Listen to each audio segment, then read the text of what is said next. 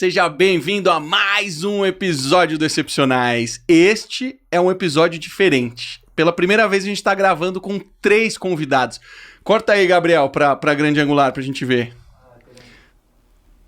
Deu certo? Olha só, todo mundo aqui. Léo Cuba, seja muito bem-vindo, Léo Cuba, que já esteve aqui. Obrigado, Marcelo, voltando pela segunda vez, de novo com um bom vinho. Na outra vez foi um espumante, um champanhe, né? É. E estreando o formato novo. Boa, e também o Vini, que já veio aqui no Excepcionais, porém só em áudio, agora em vídeo. Pois é, bem-vindo, Vini. No número 2, né? Foi estreando lá, foi muito bacana a experiência. Obrigado pelo convite para a volta. Bom estar entre amigos que eu admiro. É, a ideia desse primeiro, eu trouxe pessoas que eu poderia errar, então vocês não vão ter impaciência caso a gente erre aqui. Jamais. Mas que curioso, eu vi esse discurso também na primeira vez que eu vim aqui, que era o primeiro, né? E já passaram Posso quantos errar, anos? você pode errar 2 vezes, né? E não só isso, né? Pô, a Mel tá aqui do lado, o cachorro, o Golden, não dá pra ver no vídeo, ela tá deitadinha, e o Muralha, que tá recém-operado, coitadinho, tá aqui embaixo também. A Renata vai vir logo mais, vai pegar o Muralha. Mas, por enquanto, estamos em quanto? 1, 2, 3, o Gabriel, 4, Mel, 5, Muralha, 6. 6 pessoas no estúdio grande, hein? É, multi-podcast. E o que a gente vai falar hoje, galera? Olha, freestyle. Assunto freestyle Freestyle não falta, total. né? Trabalho, esporte, pandemia que parece que agora a vacinação vai avançar. Então tem muito tema, né? E acho que a gente podia também falar de digital, de podcast. Pô, o Vini fez podcast pra caramba lá na Magalu, né? No Cabeça de Lab eu participei de muitos. Vamos atualizar, porque a galera que viu, pegou o Vini, pegou a história da Por Que Não sendo vendida pra Magalu. Foi isso, né? E aí depois você entrou lá, cresceu na estrutura, o negócio só cresce, vocês só compram empresa, então dá um update. Como é que estão as... O que mudou da Por Que Não? Boa. Pra Por Que Não vendida até agora? Mudou muita coisa, cara. São 2 anos praticamente, né? Desde a aquisição, um pouquinho menos talvez. Para mim o que mudou foi a posição, né? Porque inicialmente ali na aquisição estava muito claro que se desejava fazer ele com o time de desenvolvimento e de design, que foram basicamente alocados para o time do Super App, né? Que segue aí em pleno desenvolvimento e não tem nem perspectiva de parar, né? Um produto vai evoluir continuamente. E eu, como uma pessoa de negócio, inicialmente fui para a área de P&D, para pesquisa e desenvolvimento, e com essa proposta de pensar novos negócios. E aí estava indo tudo bem, até que, né, alguém comeu um morcego e chegou a pandemia e deu uma bagunçada no meio de campo. Mas eu acho que, cara, eu tento enxergar o lado positivo das coisas. Então o que aconteceu ali imediatamente foi a gente tentar mudar um pouquinho o foco de P&D, que estava com uma perspectiva mais de médio e longo prazo, para ajudar a empresa, né? Assim, cara, onde é que a gente pode ajudar agora? No momento. Exatamente. O Fred fala muito disso, né? O Help the Team Win, que é até uma frase do Fred Kaufman, que é um outro guru aí que ele gosta muito lá do Vale do Silício. E agora a gente está falando do Help the Ecosystem Win, né? Que é no que o Magalu tá se transformando, né? No ecossistema.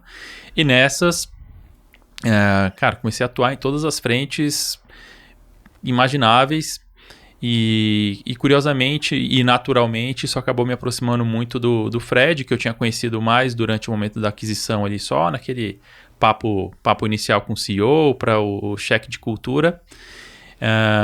E aí, em agosto, setembro do ano passado, o Fred me chamou e falou: Vini, gostei aí do que aconteceu nesse período de pandemia, você se aproximou de muita gente, fez entregas muito legais com o seu time, e eu tenho uma proposta para você da gente construir uma nova diretoria, uma diretoria de experiência do cliente. A gente tinha feito um projeto com a McKinsey e uma das propostas deles era de criar essa diretoria e separar um pouquinho o marketing, que estava ali mais focado no dia a dia, performance, que também é super importante, obviamente, mas ele queria uma área que conseguisse pensar mais médio e longo prazo e que já tinha um pouco do DNA que eu estava construindo ali em P&D. Mas então, além de P&D, eu recebi a missão de conduzir o time de design, que se separou do time de produto, que eu achei positivo, cria uma tensão positiva, né? Porque o produto está ali pensando um pouco mais no negócio, o design pensando um pouco mais no consumidor, e a gente tenta encaixar o meio do caminho ali. Então, vi design, P&D já estava comigo, e as outras duas gerências que vieram para baixo de mim estão sendo muito desafiadoras. Quando o Fred me convidou, fui extremamente transparente e honesto. Falei, Fred, obrigado pelo convite, nunca fiz isso. Né? Se você está disposto aí a me dar um tempo para ter uma curva de aprendizado, eu encaro. Né? Então vieram para mim também CRM e fidelização. Disso o Léo conhece, né, Léo? Disso o Léo conhece Você bastante. também. Não como você. E também a parte de social, influência e marca. Social influência é o que eu até expliquei para o Fred. Falei, cara, essas coisas nasceram mais ou menos junto com a Por Que Não.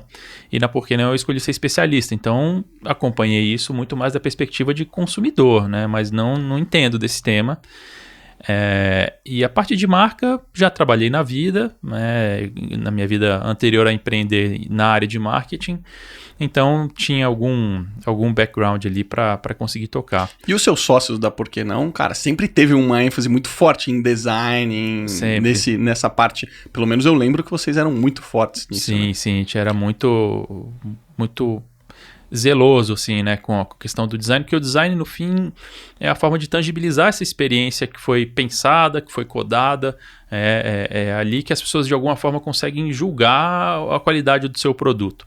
A tecnologia, quando está tudo bem, ninguém reclama. O design, todo mundo é um pouco designer. Então foi legal puxar design de volta. Eu já tinha designers no time de P&D, mas a gente puxou todo o time de design para baixo e trouxe pessoas de fora também que estão ajudando a estruturar.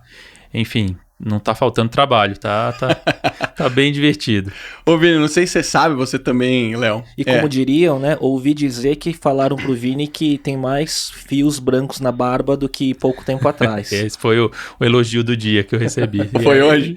E é fato, né? Não posso desmentir. A gente tem que ir medindo isso pelas empresas que a gente passa, né? Eu, pelo menos, que, troco de anos em anos, eu falo assim, puta, olha como é que eu tava não sei aonde, olha onde eu tava não sei aonde. Mas o que eu ia falar é que... Você vai ver empreendendo como que isso vai ficar. Meu amigo, já tô, né? Por isso que eu deixei o cabelo crescer, porque eu falei, daqui a pouco vai cair tudo, então vamos aproveitar os últimos fios. Mas o que eu ia falar é que eu participei uma vez do G4 Club. E no G4 Club a gente trouxe um professor chamado Thales Teixeira. Você já ouviu falar desse professor? Esse é um professor de Harvard, brasileiro. E ele fez um paper, um estudo da Magazine Luiza. E, cara, foi uma experiência tão incrível, porque a gente tem que fazer... o G4 Club sempre traz uma pessoa para fazer um trabalho parecido com Harvard, que é discussão de case. Então esse case foi entregue para todos os alunos para estudarem antes e depois a gente discutiu o case. E o mais legal é que você se coloca no momento que a Magalu estava considerando fazer esse movimento que ela fez, porque ela explodiu. Então, foi muito curioso colocar um pouco o pezinho o pezinho no sapato dessa galera e tentar ver o que eles tinham de cenário econômico, o que eles tinham de cenário de e-commerce lá dentro. E eu puxei isso para falar dos patrocinadores. Então, G4, Gestão 4.0 é o nosso primeiro patrocinador, que tem o G4 Club, mas tem um monte de curso, galera. Todo mundo que é ouvinte do Excepcionais, que tem interesse em fazer um curso, entra lá, gestão4.0.com.br. Tem diversos cursos super interessantes. A gente acabou de fazer um lançamento incrível do G4 Fundamentos, que tem curso de tudo que você puder imaginar lá dentro. A gente juntou todos os principais elementos de fundamentos. Então tem OKR, tem liderança, tem o meu curso de liderança tá lá dentro e diversos outros. Então vale a pena, entra lá, a gente tem 10% de desconto. Só colocar no checkout o cupom Excepcionais que vai te dar esse desconto. E o nosso segundo patrocinador é o Espaço Volpe, do Dr. Thiago Volpe, que já esteve aqui com a gente, também é o Excepcional. Se você precisa precisa cuidar do seu corpo e mente, lá é o melhor lugar para você. Ele é especialista em emagrecimento, em alta performance, tanto física quanto intelectual. O Thales, que também esteve aqui, contou o quanto ele progrediu. Ele tinha, o Thales tinha déficit de atenção, tomou um monte de exames ali, detectou qual era o problema, começou a aplicar e mudou completamente a performance. Então entra lá, espaçovolpe.com.br. Não só os ouvintes têm uma baita condição especial, é só falar que veio do Excepcionais, mas também quem participa. Então vocês dois, depois vou passar para vocês a condição especial de quem é excepcional. É bem-vindo. E aí numa terceira vinda para cá, tem que, né, vai mostrar isso fisicamente, a melhora, por exemplo, né? Você já foi no médico, para falar a verdade? Fui no endócrino. Foi? Fui. Fez os exames? Fiz. Tudo certo? Médio. Sempre tá coisa errada, né? Eixo hormonal tem que regular melhor. Você tá com quantos anos, Léo? Tô com 4.x. 4.x o cara. Vou vacinar semana que vem.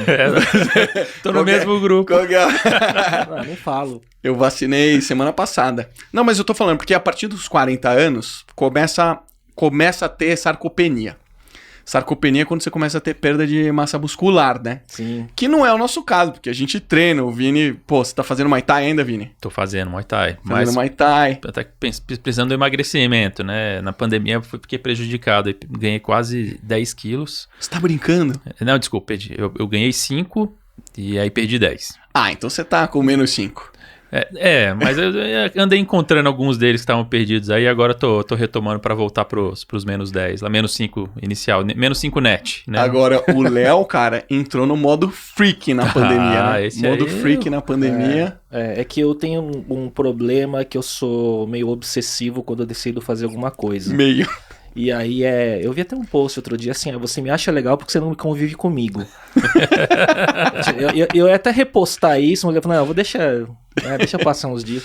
Mas eu fico muito freak, assim, sabe? Assim, de pesar, que nem alimentação. Eu falei até no episódio que eu vim, né? Eu tô aí há 1 ano e meio, 80% do tempo, né? Em relação à alimentação, em cima de uma dieta bem restrita. No nível de pesar cada alimento e tudo mais, né? Mas 20% pra secar livre. Ou pra ganhar massa? Ele tava pra secar e agora ele tá pra dar um bulk, pouquinho, mas depois tem que secar massa de novo e vai indo, né? Fica ciclando, né? Entre ganhar massa e secar. E aí eu vi, nesse fim de semana, o Tim Ferriss lançou o podcast dele com aquele Dr. Peter Attia, que é um cara super... É um novo podcast ou um novo episódio? É um episódio. Ah, um episódio. E esse médico já passou pelo podcast dele, ele é um dos caras mais celebrados nos Estados Unidos em relação à performance, longevidade e por aí vai, né? E aí eu vi um slide na apresentação dele, que ele fala, depois até compartilho com vocês, mas ele mostra a questão, o que você pode fazer, né, e o que o médico pode fazer por você. Então ele fala sobre a alimentação, né, e depois a questão hormonal, né, e tudo mais. O que seria um biohacking, mas de uma forma bem estruturada, né? Então, e quanto mais velho você vai ficando, você vai vendo como todos esses elementos são importantes estarem bem equilibrados. Porque quando você é mais jovem, você, né, você tem 5 variáveis, cuidando de 2 ou 3, você vai. Hoje em dia, cara, uma noite mal dormida acaba com a semana, né? Uma alimentação errada pode te ferrar também, né? E imagina isso no longo prazo, né? Porque a gente tem essa nova geração aí de influenciadores. Isso é um tema legal da gente falar, né? Pô, essa nova geração de influenciadores tem uma capacidade de comoção das pessoas muito grande. E a grande verdade é que a gente não sabe exatamente quem é que tá ali atrás, né? Pô, vocês conhecem muitas dessas pessoas, eu também conheço. E eu sei que, cara, muito do que aparece não é estritamente o que as pessoas percebem. E você saber quem é de fato na essência que você tá seguindo é importante, porque, cara, ela tá te influenciando de alguma forma, né? Exatamente. Cara, e assim, e as pessoas estão com um filtro muito, muito baixo, né? Assim, ouvindo muita coisa de quem nem sempre tem o conhecimento que precisa ter, né? Então acho que isso é um ponto importante, né? De entender quem é a pessoa que você gosta, né? Pesquisar um pouquinho ali, porque de fato alguns deles têm, cara, um volume de seguidores muito alto e, como você falou, influenciam, tem que tomar muito cuidado. Eu acho que nos tempos de pandemia, onde o consumo de canais e conteúdo digital aumentou, né, basicamente a gente está mais tempo conectado, né? Acho que a gente está mais propenso a ser influenciado, né, de acordo com o conteúdo, se a gente não filtra, né, e acho que acontece muito isso, né, entre o exemplo que é dado, né, e as nossas carências em diversos setores, o que a gente absorve e toma aquilo como exemplo, né. Acho que não sei, até se o Vini, você falou que a área de social, influência está debaixo do seu guarda-chuva, né? Acho que isso é uma super responsabilidade, né? Quando você fala de uma empresa como Magalu, Sim. de como selecionar baseado no que a marca acredita e do propósito dela, né? E a gente tem um baita cuidado com isso, tem uma metodologia que o próprio time desenvolveu de deep dive, para a gente realmente fazer um background check de quem é que está lá falando em nome da marca. E já aconteceu de pegarem algumas questões do passado de algumas daquelas pessoas e falar, putz, essa daí é melhor a gente não usar. E pessoas que eventualmente estão com um nome legal, né, estão em voga, mas a empresa é muito cuidadosa com isso.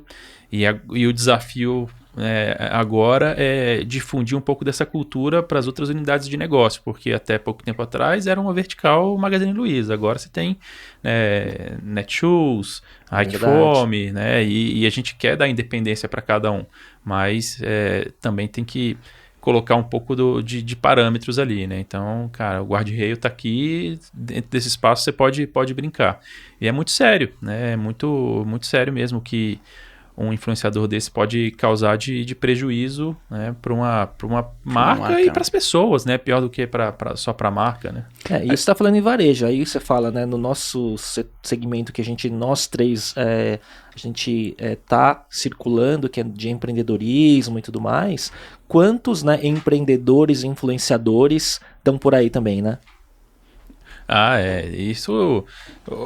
Ficou até um termo famoso do passado aí, o tal do empreendedor de palco, né? O cara que fala de empreendedorismo e nunca empreendeu, né? Então isso é bizarro, né, cara? Assim, de ver que tem pessoas que estão dando audiência, né, para uma pessoa que está falando de um tema que ela não conhece, né? Que ela não pratica, ou conhece só na teoria, né? Que eu não vou falar que a teoria não tem valor nenhum, mas eu acho que no caso do empreendedorismo é a soma da teoria e da prática, né?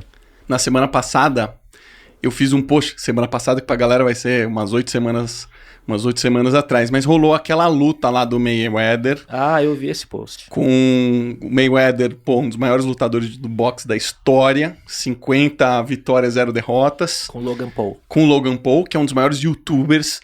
Na verdade, cara, esse cara influenciou tanto assim o mundo do YouTube, que ele foi que inventou esse lance de ter uma mansão, de botar pessoas diferentes. Pô, ele tem um amigo dele que é um anão, o irmão dele que mora, ele trazia atrizes pornôs. É tão copiado hoje no Brasil, né, esse formato já, exatamente. Né? Pô, a gente pega o Toguro, fez o maior sucesso, começou a rodar. Mansão Maromba fez o maior sucesso. Mas o que eu mais fico chocado é que as pessoas só estão começando a perceber agora que os influenciadores tem uma capacidade de fazer dinheiro brutal. Muito dinheiro. Então você pega esse rapaz especificamente, o Logan Paul, só nessa luta, ele fez aproximadamente 20 milhões de dólares. Você pega um dos maiores lutadores do UFC, o Ngannou lá, é Ngannou que fala? Francis Ngannou. Francis Ngannou. Campeão dos pesados. Ganhou 700 mil dólares na última luta. O cara é um gigante. Foi homeless, né? Ele foi mendigo. Da onde ele veio. Acho. Cara, se superou, tem uma história maravilhosa de superação. 700 mil dólares na última luta. E aí ele postou, né? Puxa, o Logan Paul, como se estivesse desmerecendo o Logan Paul, que é um youtuber, né? Ganhou 20 milhões numa luta, sendo quase um amador no boxe. Então, eu que sou um campeão, o que eu tenho que fazer pra ganhar esse dinheiro? Né? Então, ele meio que postou isso, né? E depois, eu não sei quem um monte de gente comentou, falou, ó, você tem que aprender a vender melhor. Porque, na verdade, o cara ganhou esse dinheiro não é por conta da fama, luta, né? É porque ele vende pay-per-view, que é o business da coisa. Exatamente, acho que esse era o ponto, né? Assim, existem até questões sobre performance do esporte no masculino e feminino, porque né, tem uma questão de diferença salarial, tema super delicado, né? Nem quero me arriscar muito aqui, mas existe um lado técnico da coisa que assim, mas qual é a audiência que você gera em cada um? Quantos patrocinadores estão colocando dinheiro ali por trás daquela pessoa ou daquele programa? Então, no caso de uma luta de boxe de um youtuber, certamente ninguém está ali pela performance do cara como boxeador, né? Mas atrai a curiosidade, né? Tem Tem outros pontos aí, né? A mesma coisa vai acontecer agora com o Whindersson Nunes e o Popó, que foi, um dos maiores lutadores de boxe também do Brasil. Foi campeão mundial em 2 categorias, defendeu o título diversas vezes. E o Whindersson, que é um lutador assim como eu, como vocês, se começassem a fazer boxe, que completamente não é profissional, não é a nossa vida fazer isso. Mas mesmo assim, quando eu olho pro Whindersson Nunes, eu vejo uma máquina de audiência. Sim. Ele é um cara que arrasta milhões de pessoas, onde esse cara toca, ele traz audiência. Né? A história dele por si só atrai uma população enorme. E, poxa, você não quer ver um cara que é super famoso, que te faz dar risada, entrar num ringue de boxe? Pô, é legal esse conceito, né? Que foi um pouco também que o Tyson trouxe, né? Quando ele subiu no ringue recentemente, né? E a empresa, pelo que promoveu aquela luta do Tyson, que chama Thriller, né, já é uma empresa de entretenimento que explora essa questão do esporte de alta performance com celebridades, esse crossover. Mas eu acho que isso é um protótipo do que a gente vai ver pela frente, de trazer essas novas celebridades, né, que ascendem principalmente no mundo digital, de redes sociais, YouTube, com alta performance em outros segmentos, não só esporte. Eu acho que isso pode acontecer com um influenciador e um empreendedor, entendeu? E eu acho que essa junção de disciplinas vai acontecer em muitos segmentos para frente. Eu acho que a forma de trabalhar a marca está cada vez mais líquida, né? Antes os territórios eram muito bem delimitados. A gente tem até o caso que hoje o Léo comentou lá da Lu, estreou no clipe do Alok. Explica aí o que foi isso pra galera entender. Na sexta-feira passada, o Alok lançou o último clipe dele, que foi o Can't Get You Out of My Head, né? Então a releitura dessa música, e é um clipe todo em 3D. E ele convidou a Lu para participar, né, do clipe. Enfim, foi um acordo que a gente fez. Então... Ou seja, a iniciativa foi dele. Foi casada. Casado. Né? Então teve uma aproximação entre as marcas. Mas até porque, não sei se as pessoas imaginam quando pensam, nossa, o cara é um puta de... Não, o cara é uma empresa. Né? Assim, tem uma super estrutura por trás daquele cara que é super talentoso individualmente também. Ele está super bem assistido. E aí a Lu a Lu participou do clipe com ele. Enfim, é uma forma de entretenimento com uma influencer digital que não estava ali vendendo diretamente nada. A gente até teve uma participação também da Samsung, que era um dos patrocinadores, que a Lu tá sempre próximo. Daí no final a gente teve a ideia de, vamos vender então o vestido que a Lu estava usando no clipe, mas essas coisas vieram depois. Né? Então, e aí que eu penso, né, da questão de construir marca nesse novo cenário, né, a gente tem que aproveitar essas oportunidades, porque no fim do dia é isso que está garantindo a atenção das pessoas, né, e criando essa cola, né, esse emotional bonding aí. Eu não posso mais me limitar, então vou trabalhar a minha marca que é comercial somente aqui na novela, no formato tradicional. Acho que até porque as pessoas estão prestando muito menos atenção a esses formatos antigos.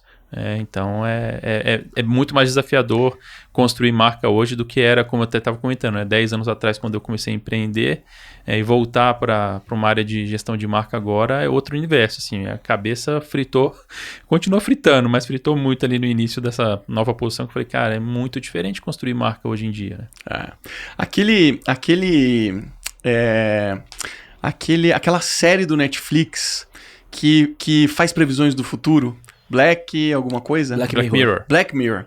Lá aparece um dos episódios, um influenciador que é 100% digital, né? Uhum. E eu queria que vocês falassem um pouco o que vocês acham que vai acontecer. Porque, a Lu tá fazendo esse movimento começando a aparecer pra caramba. A maior influenciadora virtual do mundo. É a Lu?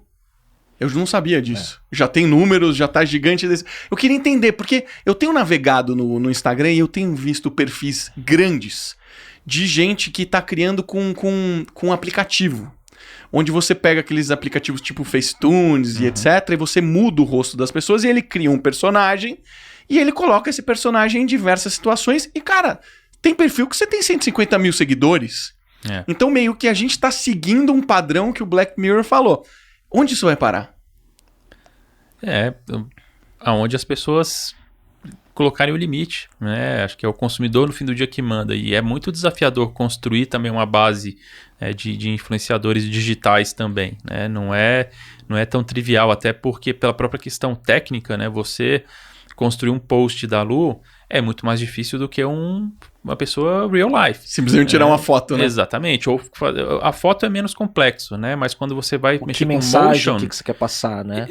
E o lado técnico mesmo, que eu acho que tem a parte do storytelling. Você diz o 3D? Obviamente, mas o 3D é super complexo, né? Pra vocês terem uma ideia, não sei se vocês conhecem, eu não sabia, então para mim foi mais um dos aprendizados.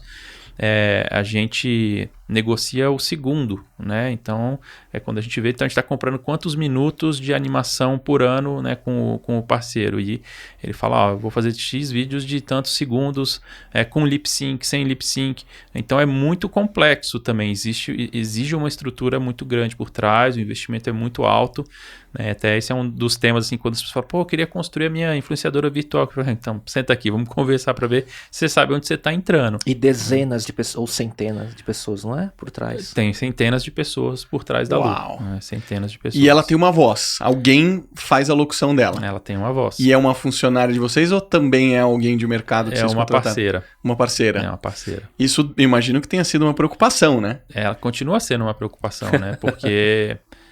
por um motivo óbvio, né, cara? Assim, a gente não sintetizou isso, né? Então não é uma coisa que eu escrevo lá, o que eu quero e a pessoa fala. Então a gente ainda continua gravando, tudo que a gente quer ir.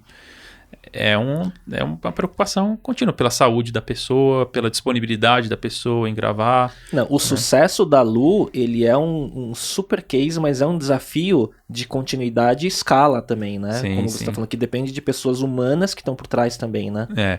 E aí cada rede, né, ou cada local que ela participa, é curioso como assim, você precisa de diferentes estratégias, né? Por exemplo, o Instagram, ele aceita melhor você trabalhar os estilos, né? Até pela característica da rede, mas TikTok nem cabe, né? Mas assim, é outra coisa. E aí o alcance orgânico de um e de outro é muito diferente, né? Então como é que a gente cria diferentes maturidade de cada rede, o público, isso é um puta... Eu hoje, né, o Vini tava falando, na minha coluna da rádio, da Alpha FM, o tema de que eu falei hoje foi o case da Lu.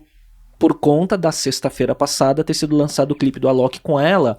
E aí eu fui pesquisar, e aí eu fui vendo matérias pelo mundo inteiro que citam o case da Lu, né, como o maior case de sucesso de um influenciador virtual de uma marca. Né? Ela tem combinado mais de 25 milhões de seguidores, somando todas as redes sociais.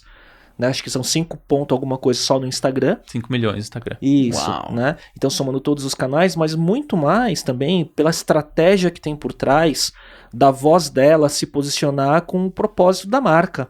Então, e dados que mostram que tem pessoas que confiam mais nela do que em alguns outros influenciadores em carne e osso. É isso que eu ia perguntar, o quanto de fato ela gera engajamento? Ela gera engajamento?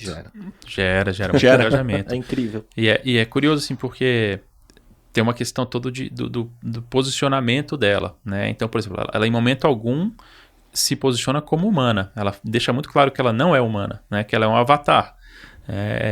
E isso, inclusive, às vezes gera alguns problemas, porque existem pessoas que são apaixonadas pela Lu, né? Então ela tem que contornar várias situações, né? Mas, enfim, ela é uma super influenciadora. A gente tem no time, a gente até divide em dois, que tem um time de redes sociais que como que a Lu se comporta nas redes, e tem um time de influência que cuida não só de contratação dos influenciadores para nossa marca, como ele agencia a Lu para as marcas. Então a gente, por exemplo, ano passado fez um lançamento da Adidas com a Lu. Então ela foi contratada. Ela era modelo, né? Ela foi para um lançamento da Samsung no exterior. Ela foi a única convidada virtual que foi. Então tem todo um storytelling, e aí tem que ter muito cuidado, né, com esse asset para não banalizar, porque aí ela perde todo o poder dela mesmo, né? Porque tem esse equilíbrio de ser mais exclusivo, né? De saber se comportar. É complexo, cara. Vocês acham que isso é uma tendência? Vocês acham que isso é algo que vai... Porque assim, o first mover, cara, é aquele negócio, né? O Bruno Perini, que veio aqui também, falou assim, poxa, na época que não tinha outdoor, o primeiro a fazer outdoor, todo mundo olha, caraca, que negócio legal, que negócio diferente. Hoje você nem olha pro outdoor. né? Ele tem que estar muito bem posicionado, tem que estar te confrontando de uma forma que te chama atenção, que você fala, beleza, eu prestei atenção no outdoor. Esse movimento é natural com um avatar que a gente nunca tinha visto antes nessa intensidade, desse tamanho, né? Vocês acham que começar a ter avatar aí pra tudo que é lugar vai pesar tanto quanto um ser humano? Eu penso que sim, e eu acho que tem um outro risco por trás que dá para você associar com avatares também, que é o próprio deepfake. Né? O deepfake tá surreal. Então, você pode criar avatar, você pode criar pessoas, né, que você vai dar a vida que você quiser dar, e as pessoas vão começar a ter muita dificuldade em separar o que é real e o que não é real. Né? De repente, nem vai ser mais o avatar que é claramente um avatar que está te influenciando, vai ser uma pessoa que não existe que está te influenciando, né? E foi criada para aquele contexto ali. E aí? Né? Onde que está o limite da ética nisso? Você, Léo, que fez... você trabalha com grandes marcas, já teve alguma demanda nesse sentido? Já conversaram a respeito disso? Não tive uma demanda, mas é um tema que surge nas mesas, né? Quando se fala que o que lá atrás era apenas um mascote, né, de uma marca, como alguns, né, ícones de algumas grandes varejistas, né, do passado, assim, enfim. E que hoje todo mundo... Mas assim, o que o pessoal fala da Lu, ninguém sabe o que tem por trás. Todo mundo acha que é uma coisa simples, que é um bonequinho em 3D... né, com um motion e com um roteirozinho e pronto, mas tem muita coisa por trás. Então, eu acho que até as próprias marcas, elas estão tentando entender esse movimento, né? Agora, o que acontece com a Lu, para mim, é um protótipo do que vem pela frente em escala, né? Assim como o que o Vini falou, de riscos, até de questões éticas, né? Em relação a como uma marca ou quem cria o avatar usa esse avatar para posicionar e colocar o conteúdo e, enfim, sua mensagem. Mas imagina mais para frente com inteligência artificial evoluída e com robôs e androides no mundo físico.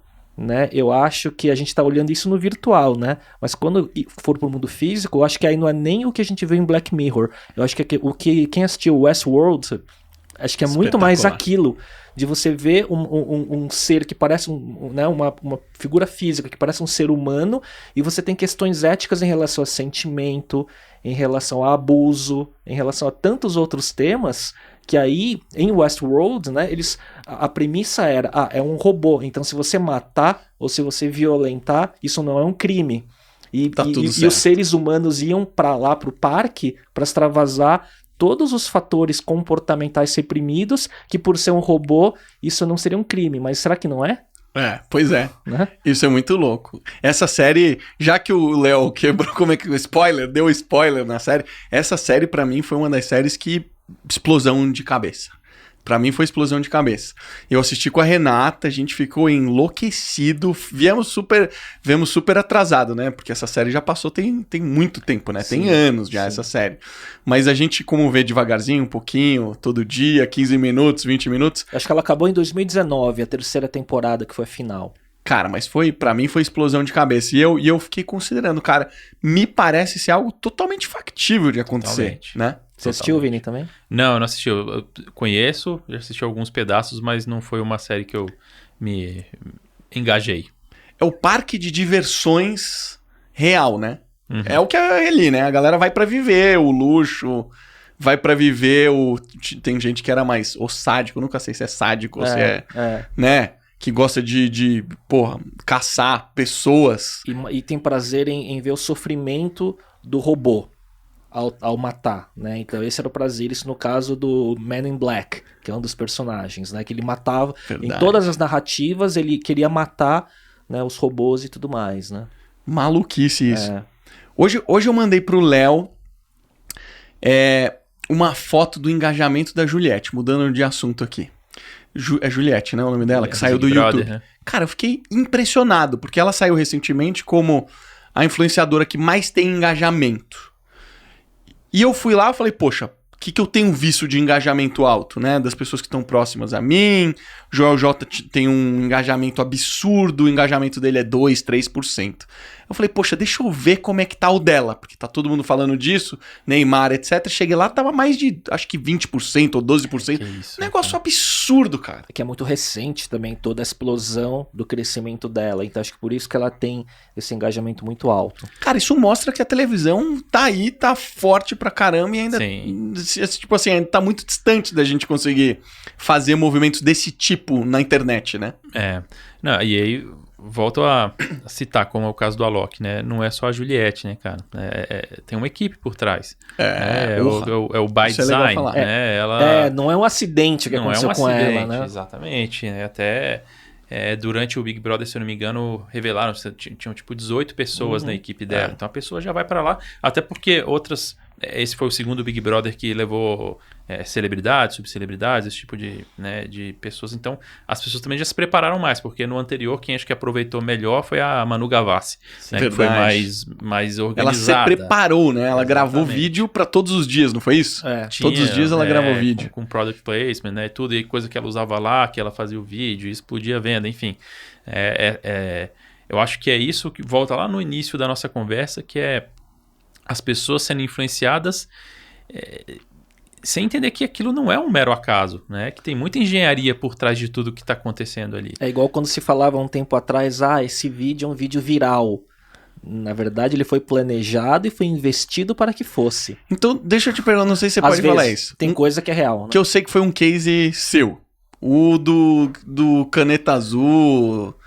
É Caneta Azul? Não, aquele caso é um caso real. Mas foi construído? Não. Ou foi aproveitaram o momento? Não, na verdade foi em novembro de 2019, eu lembro bem, porque foi no dia do aniversário da minha filha, a gente estava jantando num restaurante e estava se falando sobre esse case e a gente estava negociando de fechar uma parceria para ele fazer um conteúdo, enfim, ele dava, assim, com todo respeito, mas dava para ver que seria um case, né, que era um case do hype daquela semana. Então, ou você era o primeiro a fazer um conteúdo porque era um tema que era exatamente o produto da marca que a gente trabalha, né, que no caso é a BIC, né? Então a gente queria ser o primeiro. E daí o CEO da marca, o diretor de marca falou, Léo, vê você pessoalmente para não escapar esse negócio, né? E a gente estava tentando falar com... E aí o cara, assim, em muito pouco tempo se juntou pessoas em torno dele, então empresário, advogado e tudo mais, para tentar extrair as melhores oportunidades comerciais e com toda a razão, né? Então a gente começou a falar com o primo que estava assessorando, que depois veio o advogado, e aí foi escalando, e outras marcas chegando que tava virando um leilão. E na noite do dia 1º de novembro de 2019, eu lembro que eu tava jantando, meu advogado ligou e falou, consegui, só que tem que ir amanhã, 6 horas da manhã, no hotel que o cara tá no Largo do Aroche, porque às 7 ele embarca pra voltar pro Nordeste, porque ele tá aqui até hoje pra gravar no Rodrigo Faro, alguma coisa assim.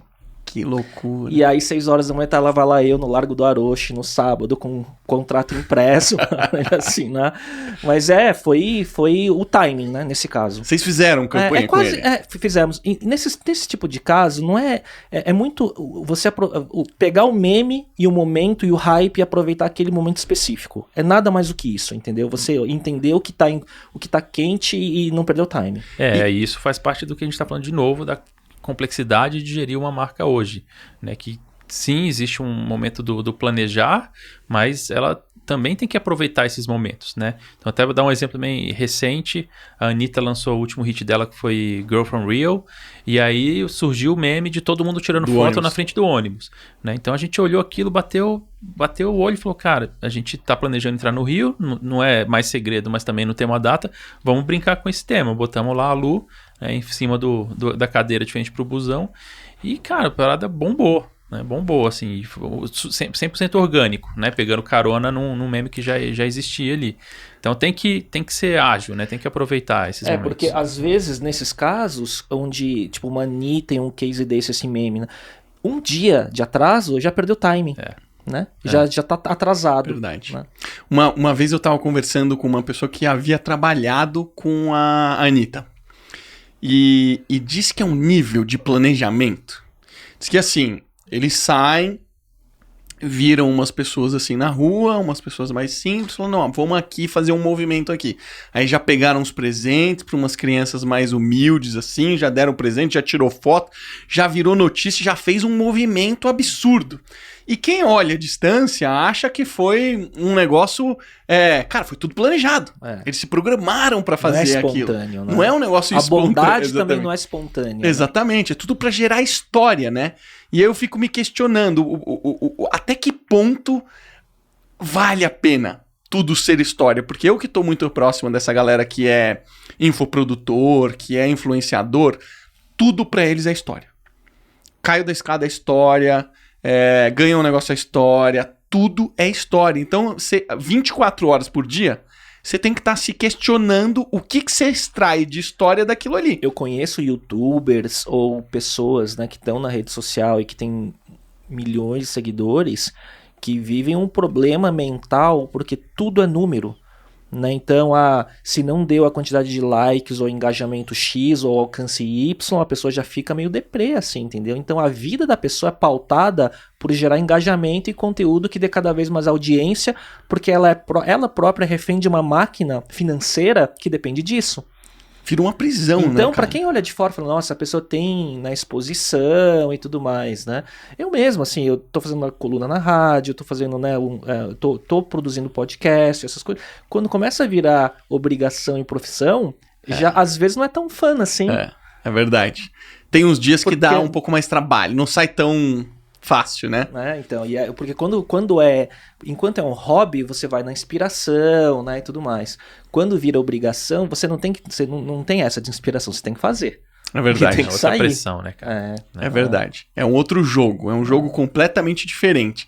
E aí, uma coisa que eu achei que foi um movimento muito legal, que é, essa galera que fez muito dinheiro com o infoproduto, ficaram ricos, ganharam milhões, construíram um patrimônio, tem um pouco essa prisão embutida neles, porque é eles. Ele tem que aparecer, é essa pessoa que precisa estar ali 24 horas por dia. Tanto que teve uma dessas pessoas, que chama-se Gabriel Goff, não sei se vocês lembram, que esse menino foi um fenômeno, ele foi jogador de pôquer, ele ganhou muito dinheiro... Poker, né? Aí ele virou um baita do influenciador. E ele começou a criar uma mentalidade, um movimento, high stakes lifestyle. E, cara, ele meditava. Eu conheci ele num dos primeiros masterminds do Érico Rocha. Ah, foi? Foi. Você chegou aí ou você viu dos bastidores? Não, eu fui num evento presencial por convite do Miguel, que estava naquela época muito próximo, e aí eu conheci todo o pessoal que estava no jantar. Foi o Miguel que me falou a primeira vez dele, que falou, Toledo, marcou assim, presta atenção nesse menino, porque eu falava de biohacking antes de todo mundo, e depois ele começou a falar de biohacking. E a Ana Palu, que trabalha comigo, fazendo os infográficos do podcast, trabalhou um tempo com ele, produzindo os designs de informação para ele. Então, o que eu queria dizer? O Gabriel sumiu. Ele ganhou muito dinheiro, eu sei os números de lançamento dele, ele ganhou milhões. Ele tinha uma casa onde ele morava com as pessoas. Cara, ele fazia lançamento com 15 pessoas, 20 pessoas lá dentro, conversando no WhatsApp, porque é assim que hoje que faz grandes lançamentos. Ele sumiu. Ele não posta nada há anos. Então, qual que é o ponto aqui que eu queria falar assim? Essas pessoas que estão conseguindo... Tem pessoas que obviamente estão espanando, como foi o caso dele, que fala, chega, ganhei meu dinheiro, ponto final. Agora, tem pessoas, como foi o caso do Primo Rico, Thiago Nigro, que criou o Grupo Primo, trouxe diversos influenciadores que compartilham dos mesmos valores, das mesmas crenças, e criaram o Grupo Primo Rico. E agora o negócio não depende mais deles. Então eles criaram um produto que é o FinClass, que é tipo o Masterclass das finanças. Que tem até o Yuval Harari como professor, autor de Sapiens. Quando eu vi isso, eu falei, meu Deus. Matou a pau. O nível que ele conseguiu transcender da figura individual, né? Que é um pouco do que você está falando. Que ele está pensando agora em equity, né? Que é o mundo das startups, que é o mundo que o Vini vive, que você vive, que a gente vive, né? Que essa galera não conhecia, então agora tá todo mundo falando, pô, equity. Pô, isso daí é das antigas, né? Não, e mesmo podcast, como se fosse novidade, né? Os podcasts mais recentes como o Flow, né? Parece que eles inventaram a roda, né? Na verdade, acho que eles conseguiram trazer para um mainstream, né? Da juventude, mas não que inventaram o formato. O formato eles tinham mais de década, né? Nossa, demais. Né, no fim, tudo que a gente tá falando aqui, eu tô dando minha viajada, mas, cara, a gente tá todo mundo disputando a atenção. Atenção. No fim do dia é isso. E que forma que você conquista a atenção? Várias formas, né? Então, qual que é a mais eficiente do momento? E essas pessoas estão se atualizando o tempo inteiro, porque né, esse é o valor, né? Mas sabe qual que é o insight do vinho? Que o vinho é bom, né? Pra fazer podcast, que eu aprendi aqui. Eu acho que a gente tá ficando velho. Mas no bom sentido. Eu acho, né? Eu tenho certeza. Não, e aí- Experiente. Não, né? não, veja por quê. A gente tá vivendo um ciclo, né? Que a juventude, né, atual tá descobrindo coisas, o podcast, né, o equity e tudo mais, que tá aí há décadas, né? Ou mais de 10, 15 anos, né? E a gente já viveu a primeira onda, talvez, dessas tendências, né? Mas que tava num universo muito mais restrito. E agora esse universo, né, do digital, tech, inovação, ele virou mainstream pra tudo, né? Acho que, na verdade, mais do que mainstream, acho que o valor que tem agora é a possibilidade de atuar em vários nichos. Né? Então, você não precisa ser estouradão, todo mundo te conhecer em todos os cantos, mas você pode ser o cara muito foda do jogo tal, do videogame tal. Exato. Pronto. Né? Assim, porque é a história do long tail. Cara, tem sempre gente que tá consumindo aquele negócio ali. Acho que o conceito de long tail on steroids agora, né? Um negócio muito louco que eu vi foi quando surgiu o Clubhouse, mesmo assim, que a galera falou assim, caraca, chegou esse negócio. Eu vi um movimento tão interessante que foram todos os influenciadores que já eram grandes em outras plataformas, eles pensaram, caramba, preciso aproveitar, porque eu sou grande aqui, se essa porra se tornar o próximo canal de comunicação, o próximo centro das atenções, eu preciso ter audiência lá. Então, eu vi gente passando quase que 24 horas por dia dentro do Clubhouse. E esse negócio não deu em nada, né? Subiu e baixou na mesma velocidade, né? Cara, e lançaram para Android e Como continuou. se eles perderam muito esse timing. Na hora que estava subindo para iOS, se tivesse lançado para Android, acho que não teria tido essa queda que teve, talvez, sabe? Eu acho que não. Mas eu lembro até que a gente tava conversando, né? Tem um grupo, eu, o Léo e a Ana Júlia, que é uma amiga nossa. E na época a gente ficou meio cético, assim, porque tava muito hypado. Eu falei, cara. A gente fez uma sessão lá. Fizemos. Eu falei, cara, eu acho que esse negócio não vai muito longe, não. Não, será que não? Enfim, deu no que deu. Né? Vou fazer minha crítica. O que eu acho que faltou no Clubhouse? Que tem todas as mídias, podem prestar atenção. Twitter, 140 caracteres, começou assim. Instagram, cara, é uma foto por vez. Foi assim que começou. Facebook, LinkedIn, todos limitam de alguma forma o conteúdo. O Clubhouse, ele ficou chato pra mim desde o primeiro momento, porque não terminava nunca. Nunca. E não dá. As coisas precisam ter começo, meio e fim. As pessoas não têm atenção infinita. Então, na minha opinião, o Clubhouse, ele errou no algoritmo. Para mim tem outro ponto adicional, Toledo, que é a questão de o que o digital permitiu pra gente é consumo de conteúdo assíncrono. Cara. Isso, com certeza. Então lá você só aproveita se você tiver vivo. time, bicho, mas o meu tempo, finalmente eu que controlo. E aí você quer me dizer o horário que eu tenho que estar, é muito Rede Globo e Manchete em 1988, né, cara? Assim, o programa é pra ser esse horário. Você tá lá, você assistiu, senão você perdeu. E não tem nenhum videocassete pra gravar, né? Ou uma fita cassete pra gravar o conteúdo. Né? Eu tinha até, cara, criado o canal do Excepcionais lá, nunca que eu transmiti. Porque qual que foi a minha ideia? Pô, nos dias das gravações, eu vou fazer uma live. Porque o Clubhouse é só live, né? É só live. Mas, de fato, hoje eu vi a notícia e falava assim, cara, desastre, assim. E foi investido da A16Z, que é uma das maiores referências do Silicon Valley de investimentos, que é o Mark Andreessen e o Ben Horowitz. E, cara, virou meio que chacota. Foi um investimento deles que... Mas hoje, eles investiram já quando tava na alta, né? Do iOS. Eu acho que na hora que... acho que foi assim...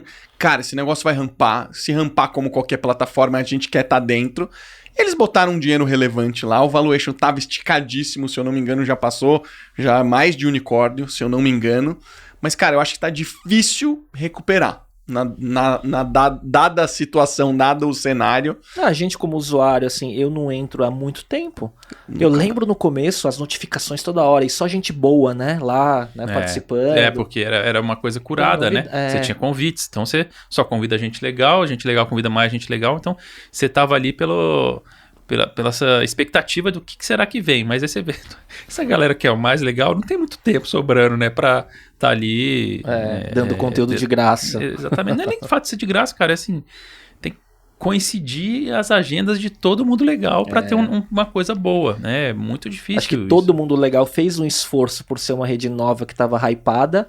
Aí quando caiu, ficou, né? Caiu, né? Agora, eu como Tech CEO, como o Léo fala, eu como Tech CEO, eu acho que eles cometeram um outro erro gravíssimo. Que foi, se você tem hoje 2 plataformas predominantes no mercado, Apple e Android, você não pode escolher uma ou outra. Né, não mais, né? Não tem como, cara. Essa é coisa muito do início do mundo do mobile, né? Assim, beleza, qual... Não dá, hoje em dia não dá mais, cara. Pelo amor de Deus, foi um erro cracho, cara. Porque os caras é assim, gente, você tem poucas oportunidades na vida. Em poucos momentos na sua vida, você vai ter aquela oportunidade de ouro. Que vai falar assim, amigo, ó, agora eu vou te colocar na cara do gol, você vai receber um investimento da A16Z, você vai ser um unicórnio, e esse é o seu momento. Aí chega na hora que você tá no seu momento de bater o pênalti, você fala que você só tem a perna esquerda.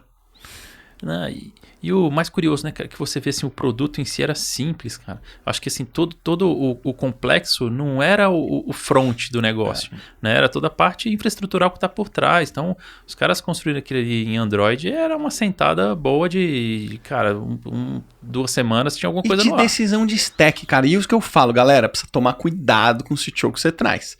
Porque o CTO que ele é xiita, não, vamos fazer só então iOS, depois a gente faz... Galera... Quantas plataformas híbridas tem hoje? Cara, lá na Clivo a gente coda em Flutter. É uma plataforma, cara, que é código nativo. Você escreve em Dart, que é uma linguagem de programação, mas ele cospe para os dois com código nativo.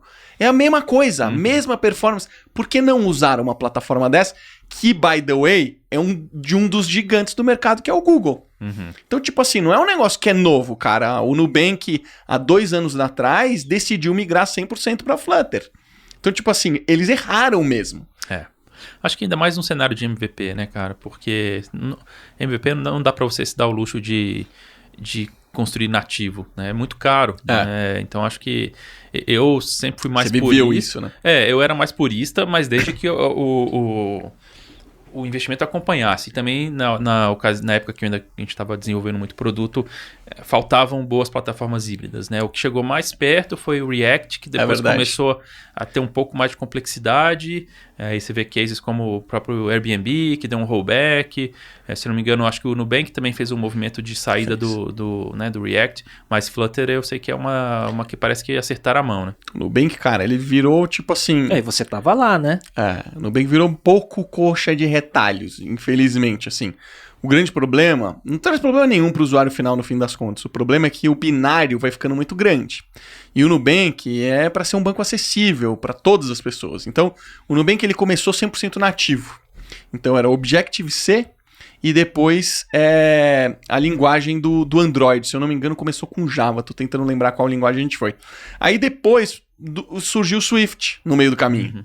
Então, você já tinha um código em Objective-C, foi para Swift.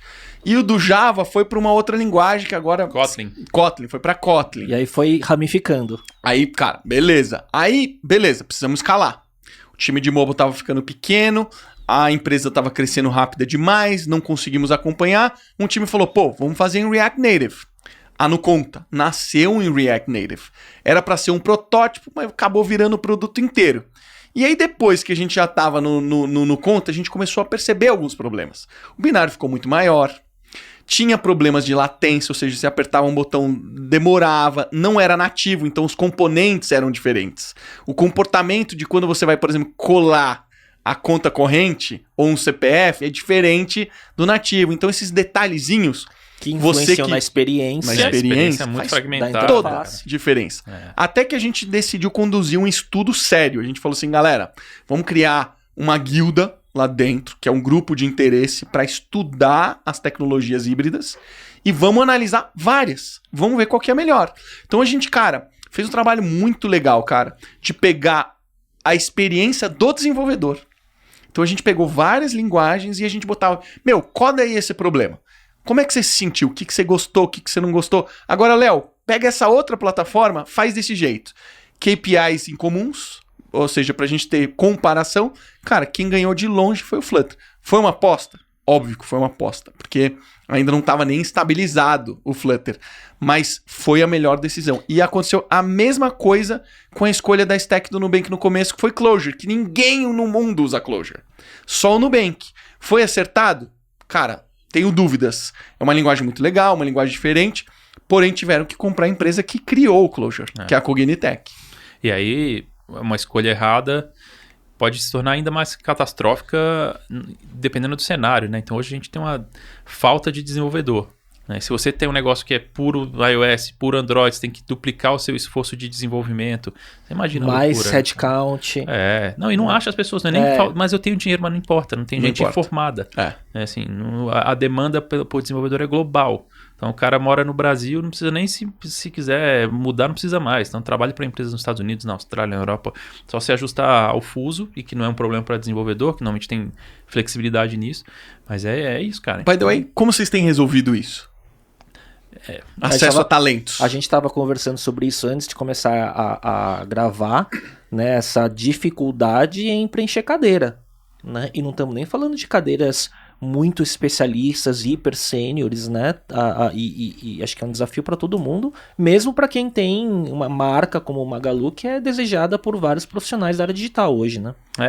É que tem outras várias marcas desejadas também. Concordo que o concorrência Labs alta, né? ali é legal e tal, mas o que a gente observa é a dificuldade em atração e em retenção, né? A rotatividade das pessoas tá muito alta. E aí volta até no nosso outro episódio, né, quando a gente fala também que eu acho que está faltando para as empresas o senso de propósito, de o que você está fazendo aqui, cara. Se o cara entender que ele é só um dev, que está ali só para codar aquele pedaço de produto, o cara não vai ficar muito tempo. Então, porque vai aparecer outro desafio mais interessante, vai aparecer mais grana. Então, acho que esse senso de pertencimento as empresas têm que trabalhar melhor. Mas realmente, sim, um momento extremamente desafiador. A gente tem hoje no Labs, sei lá, deve estar na casa de quase 2.000 pessoas.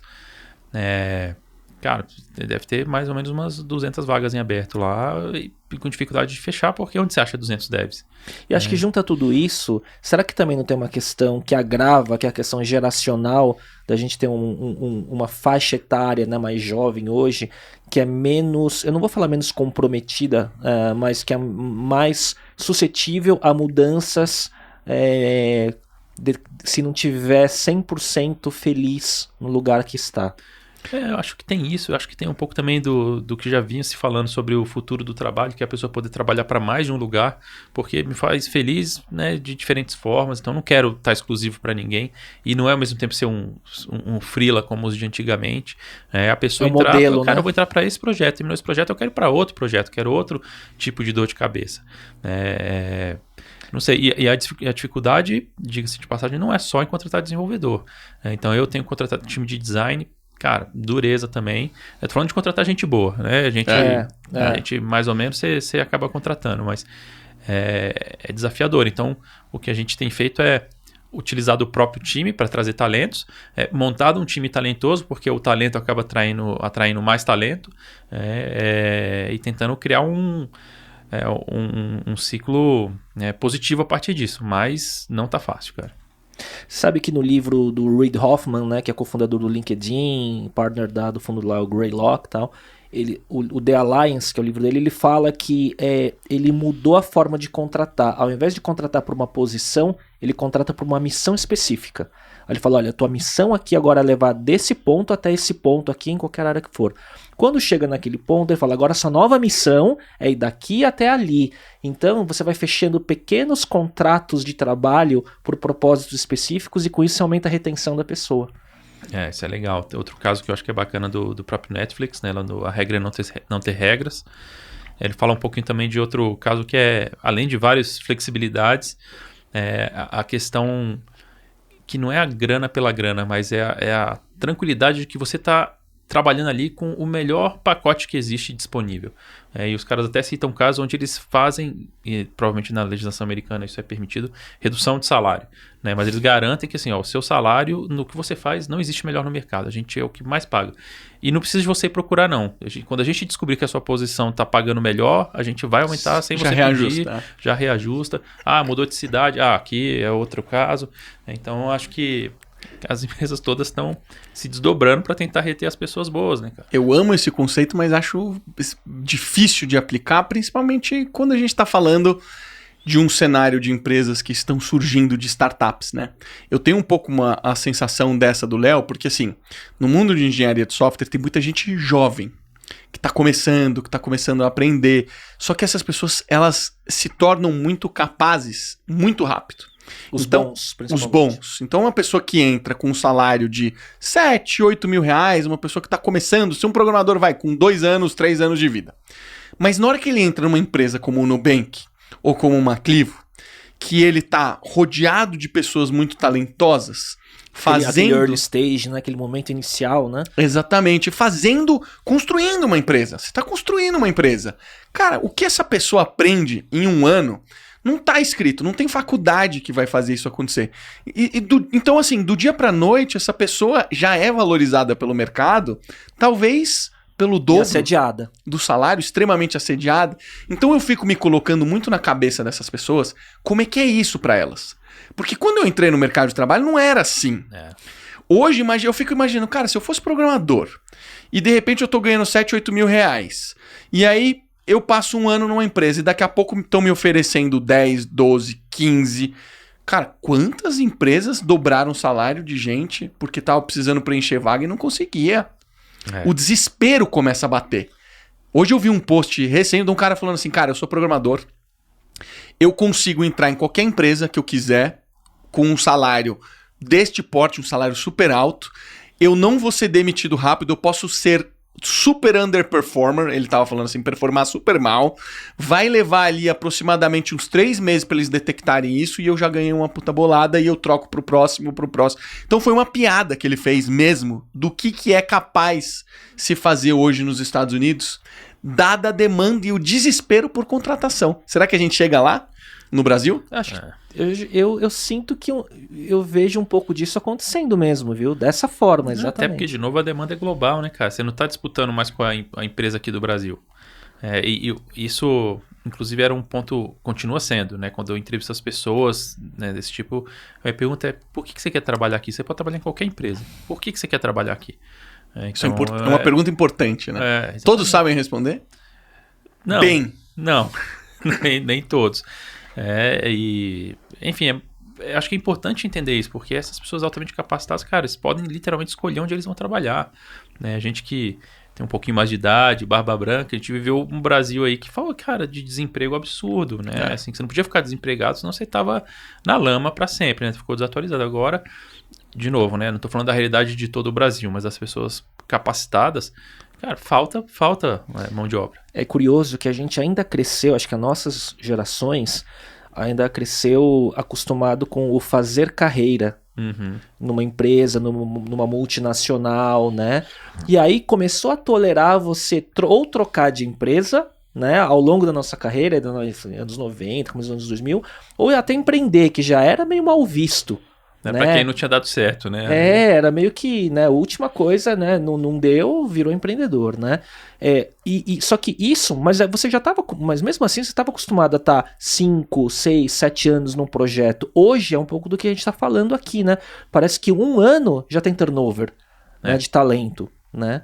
E isso é um puta desafio, né? Não sei como que tá na Clivo. Você tem desafios de cadeiras específicas também? Tem. Já teve, assim, pra mim foi logo no começo. Isso é legal, porque assim, tem gente que fala assim, tem 1 ano de empresa e ninguém nunca saiu. Cara, nos primeiros 3 meses já tive gente saindo. Eu contratei errado. Eu trouxe uma pessoa que eu sabia, falei, cara, essa pessoa vai ajudar no começo, ela não tem os valores necessários pra persistir na empresa. Mas, cara, eu tinha feito isso no Payleven. No Payleven eu trouxe uma pessoa que eu chamei meu sócio e falei, olha, essa pessoa aqui é um programador genial. Só que ele tem prazo de validade. É 3 meses. Só que você errou no prazo. Não, esse menino, cara, ele tava num momento de vida, é um gêniozinho. No caso da Clivo, né? Tava num momento de vida, cara, que ele não performou, não fez nada. Perdi 1 mês ali, 2 meses.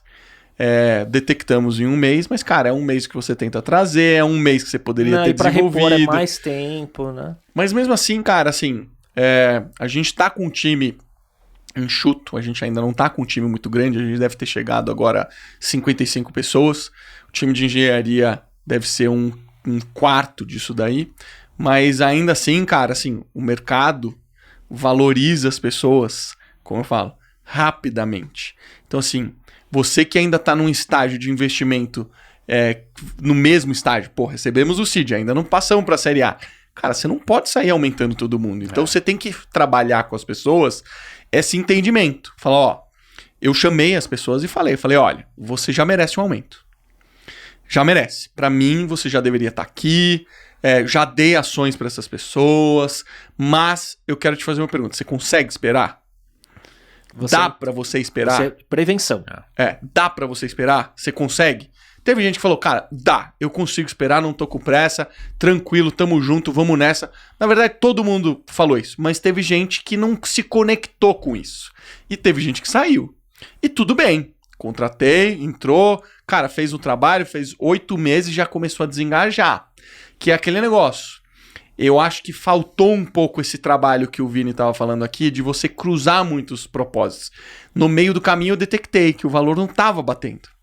Porque o empreendedor, nós que estamos construindo uma empresa, nesse estágio, você tem que trazer um pouco com o perfil empreendedor. Tem que ser, cara. A pessoa tem que ter esse perfil empreendedor, porque, cara, você vai trabalhar constantemente sobre a incerteza.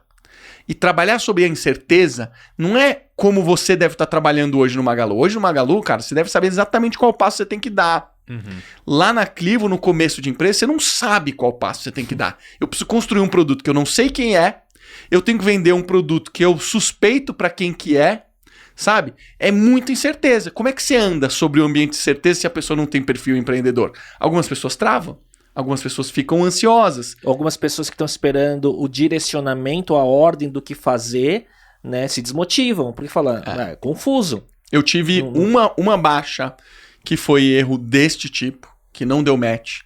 Eu acho que eu tive um poder de persuasão muito grande, de convencer a pessoa de que o ambiente de empreendedorismo ia ser legal, mas a pessoa não tinha esse espírito e por conta disso ela preferiu sair. E o dia a dia pagou o preço. Consumiu. Ela falou assim, cara, eu tô sendo consumido. Eu achei que eu conseguia, mas eu não conseguia.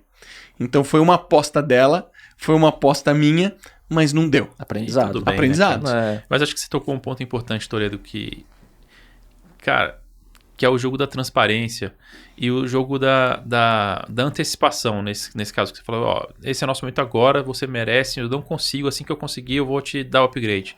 Beleza. Cara, acho que as pessoas esperam talvez só isso. Sabe, só esse nível de honestidade e transparência. Isso era uma coisa que eu também fazia muito na época da Por Que Não, quando eu queria trazer uma pessoa talentosa, às vezes eu não tinha o salário que ela recebia em outro lugar, não é nem que ela vinha 6 por meia dúzia, vinha 6 por 5. Eu falava, cara, primeira oportunidade que eu tiver, eu vou te dar um aumento, beleza? E aí, na primeira oportunidade, eu dava o aumento, né? Eu não... Você tem que ser congruente com o que você fala, né? Senão você perde total. Eu já errei também muito em relação a errar nos combinados. Ou às vezes dar um stretch a mais do que poderia no combinado e depois não conseguir cumprir.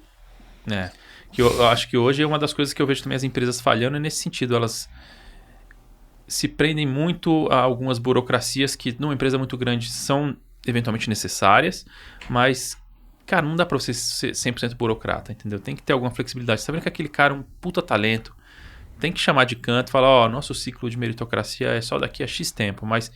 Ó, vamos dar um jeito aqui de te dar um upgrade, de te dar um equity a mais, tá? Porque ao não fazer isso, cara, a pessoa tá se sentindo eventualmente desprestigiada. E aí vem um concorrente ou vem outra empresa qualquer, canto da sereia, o cara vai. E aí você tentar reverter depois que a pessoa já aceitou uma proposta, aí já é muito mais difícil. Eu passo que se você antecipa, o cara é chamado, às vezes nem vai, cara. Não, eu tô bem aqui...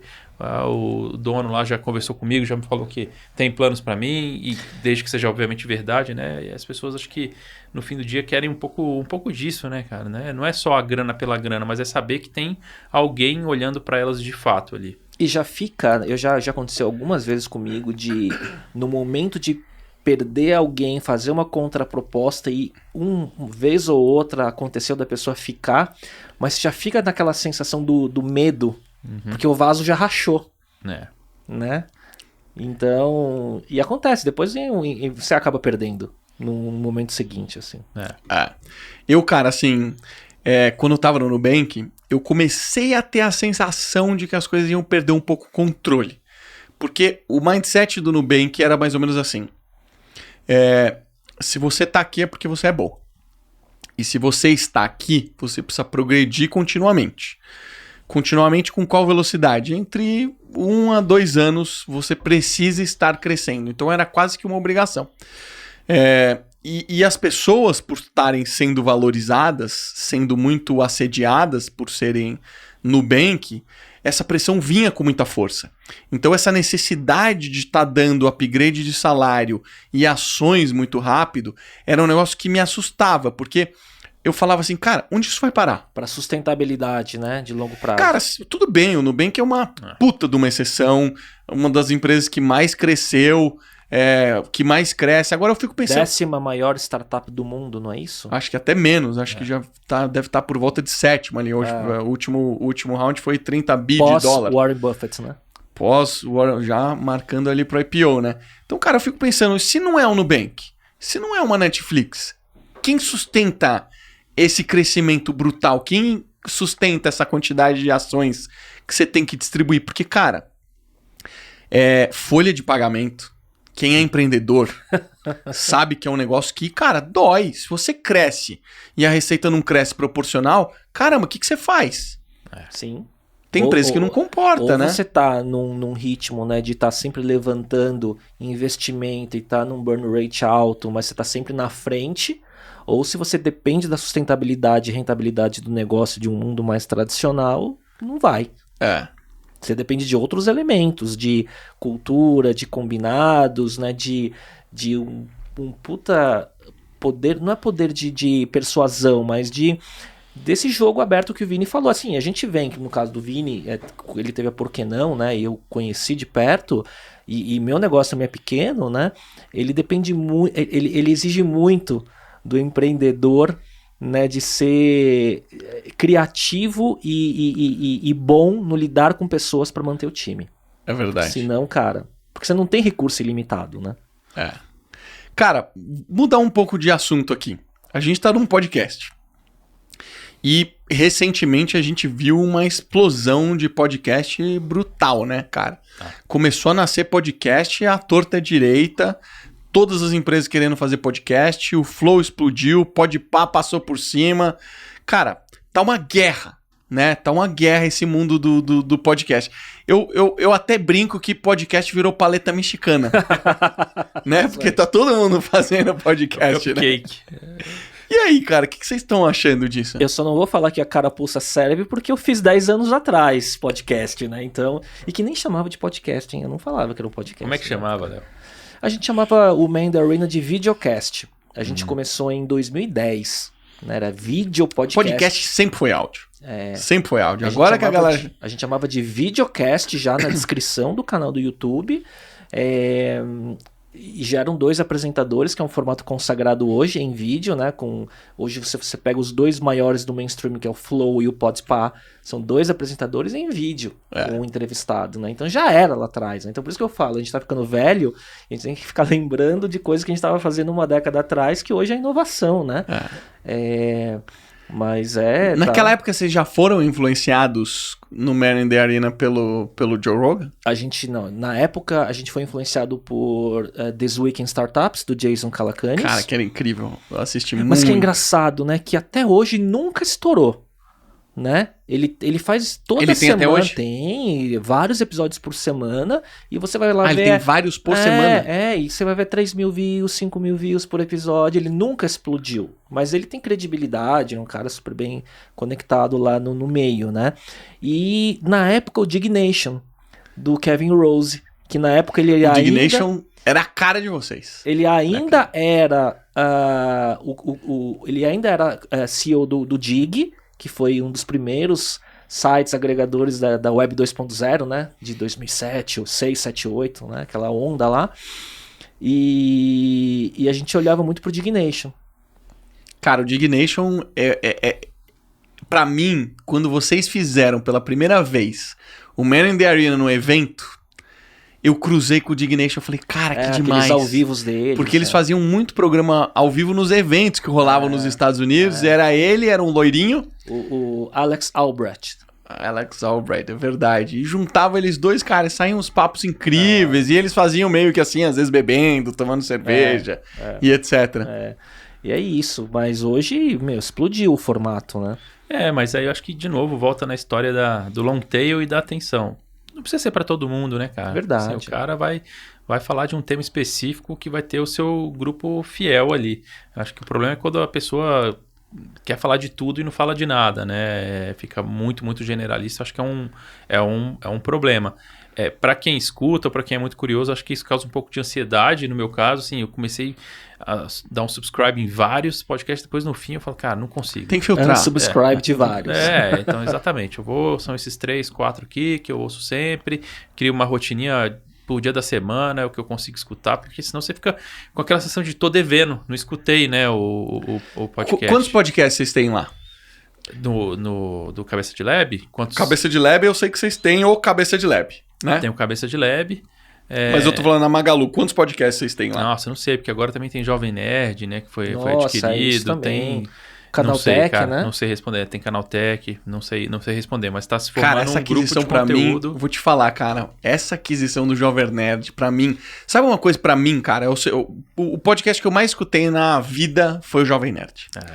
Eu amo, eu acho incrível, os caras são excepcionais. E eu lembro que eu cotei quanto custava pra anunciar lá. Há muitos anos atrás, porque eu falei, cara, não é possível que ninguém tá prestando atenção nisso. Esses caras são uns fenômenos, alguma coisa precisa acontecer. E aí eu fui, cotei e falei, cara, tá muito barato. Pela audiência que esses caras têm, tá muito barato. E aí passaram alguns anos e aí eu vi o Flávio Augusto fazendo um movimento onde ele fez alguma coisa que eu não sei o que foi, se ele comprou uma parte do programa, se ele criou um programa à parte, que rola até hoje. Ele vendeu o Orlando City recente, teve um episódio lá que ele conta, etc. Eu falei, esse cara aqui foi esperto. Mas vocês, quando fizeram a aquisição do Jovem Nerd por completo, eu falei, puta, cara, aí matou a pau. Pra mim isso foi gigante. E é uma tendência de varejistas ou, né, essas plataformas de marketplace de estar adquirindo plataformas de conteúdo. Porque tem um problema grande, né, cara, que é o custo de aquisição tá muito Exato. alto, né? O custo de mídia mídia. Não para de subir. Veio pandemia, um formato de leilão, né? Todo mundo por online, todos os custos explodiram. Então, uma das formas que a gente tem é de conseguir o tráfego orgânico, né? E o tráfego orgânico você vem de onde já tem uma base grande instalada. Mas aí, de novo, não é só ter o asset ali, né? Como é que você encaixa aquilo que você faz de uma maneira natural no que aquela pessoa faz. Isso tá debaixo do seu guarda-chuva também? Não tá. Agora, o que acontece num caso que, vocês compraram o Jovem Nerd? O Jovem Nerd é o Azaghal e é o Alexandre Ottoni. Eles, né? Normalmente numa aquisição de empresa, quando você tem uma dependência de tipo o Léo. Léo tem uma agência, você teve uma agência. Cara, vocês são vendidos, vocês têm um prazo pra ficar na empresa.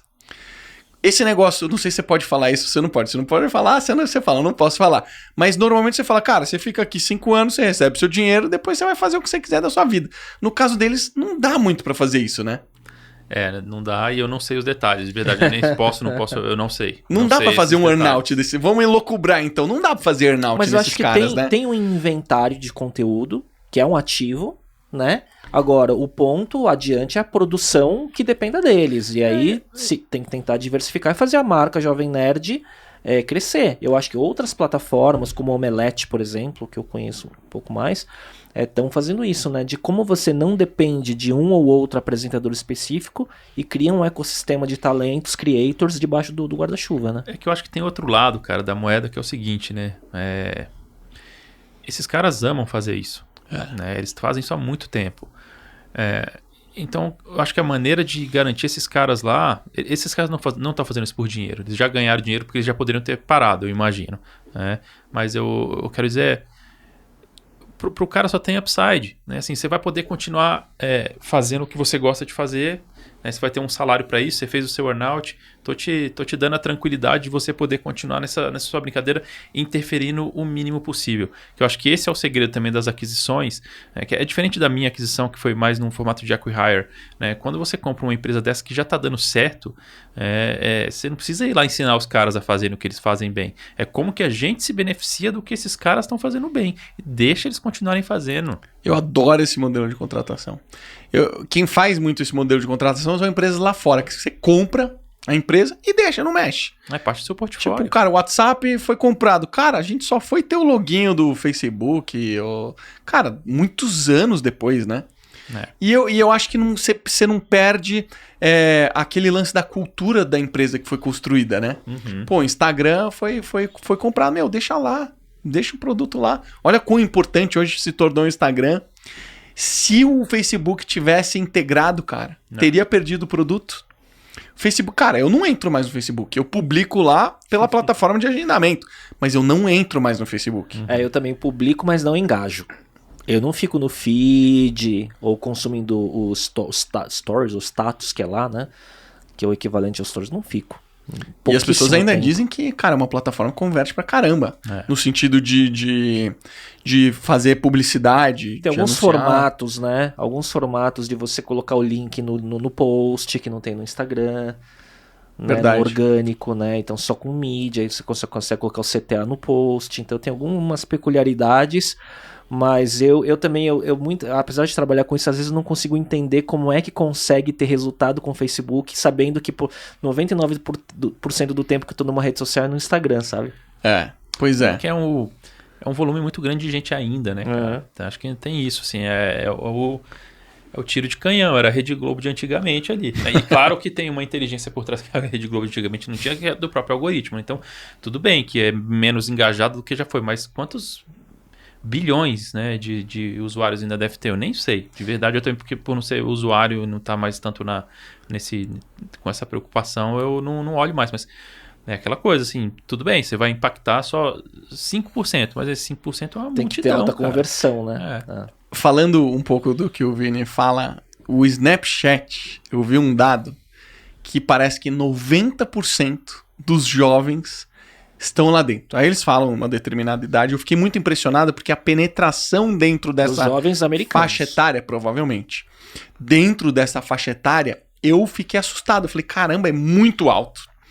E todo mundo criticou o CEO, o fundador, quando ele não quis vender para o Facebook por $1 bi. E hoje eles estão avaliados em muitos bi.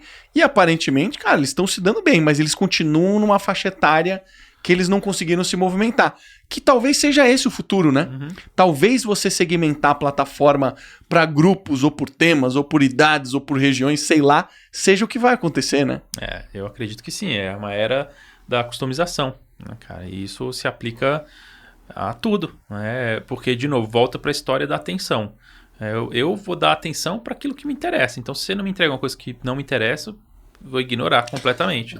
Exatamente. É mesmo quando você olha no seu feed do WhatsApp, os grupos que você participa, tenho certeza que vocês devem ter grupos que você não tem a coragem de sair do grupo, mas tá lá silenciado. Eu tô torcendo pro update onde o grupo fica pra baixo, porque tem o pin pra cima, não, tinha que ter um pin pra baixo, você nunca mais vê, cara. Porque fica entrando nas atualizações. Esconde, né? Eu tô, mas não tô. Não, isso é interessante, é uma feature boa, né? Ele poderia estar sempre no arquivados, por exemplo. Ou então sair a francesa. Você sai, não notifica, não faz nada. A francesa é boa. Cara, o WhatsApp é legal. French left. O WhatsApp é legal, mas virou um problema, né, cara? Virou um problemão, né? É uma questão de etiqueta do WhatsApp, né? Mas você vai sair, né? Putz. Mas te enfiam sem te convidar também, né? De repente você aparece num grupo Se me enfiam sem me convidar, eu me dou o direito de sair. Não no mesmo momento. Cara, eu espero um sair, na hora que dá uma manada assim, aí eu vou na bolada. Porque, poxa, cara, é a questão de tempo, né? É a questão do seu tempo, é o respeito com o seu tempo. Virou uma questão de trabalho, assim. Hoje, se você não tem WhatsApp, cara, fica muito difícil de você trabalhar. E outro problema, pra mim, de WhatsApp ou mesmo de um Slack, por exemplo, qualquer comunicador, né, é a expectativa do seu tempo, do seu SLA de resposta. Né? Porque tem gente que se ofende se você não responde rápido. Verdade. Né? Isso é um problema da etiqueta de mensageria, né? Eu tive uma conversa dessa outro dia com questões de equipe e tal, porque o pessoal fica assim, pô, mas me mandou a mensagem no final de semana. Mas você não tem que responder no final de semana. Eventualmente a pessoa teve um insight, alguma coisa, ela te mandou para não perder aquele insight. Você não tem a obrigação. Acho que é que quem manda já é... cara, eu acho que tem que ter um pouco também de maturidade, entendeu? E óbvio, né? Acho que aí a regra de cada lugar, de cada empresa, do tipo... E eu, pro meu time eu falei, a regra é, você não precisa responder. Final de semana você não precisa responder imediatamente. Imediatamente se eu precisar eu vou te ligar. E se eu te liguei e você não atendeu, provavelmente você vai me retornar. Ou mandar um WhatsApp. Que é o básico, se é urgente, liga. Exatamente, né? Cara. Então eu acho que é isso. As pessoas têm que ter um pouquinho de discernimento, né? Não precisam viver de novo, na realidade síncrona, sendo que o digital traz das coisas mais legais é a possibilidade da assincronização. Caramba, até enrolei a língua, né? De ser assíncrono. Pronto. Assíncrono, mais fácil. Mais fácil. Uma curiosidade sobre isso. Como é que vocês estão lidando hoje em dia com chamada telefônica sem ser horário combinado de um call, e aí você recebe, por exemplo, uma chamada de um número não conhecido? Vocês atendem? Eu normalmente não atendo. Cara, tem anos, muitos anos, que eu praticamente não falo mais no telefone, eu só falo no telefone com quem eu realmente conheço, com o meu sócio, com a Renata, meu pai, minha mãe. Eu não atendo nenhuma ligação de número desconhecido há anos. E números conhecidos não me ligam. As pessoas não se ligam mais. Mandam mensagem. É tudo via WhatsApp. Então, assim, cara, eu não falo no telefone, cara, nunca. Praticamente nunca. E eu vou falar o porquê, né? Outro dia eu tava fazendo uma campanha para uma marca, né? Fazendo o meu papel de micro-influenciador, né? Aí a agência dessa marca, né, falou: a gente quis falar com você sobre uma questão do cronograma e não conseguiu. Eu falei, tô olhando meu WhatsApp, meu e-mail, não tem mensagem em lugar nenhum.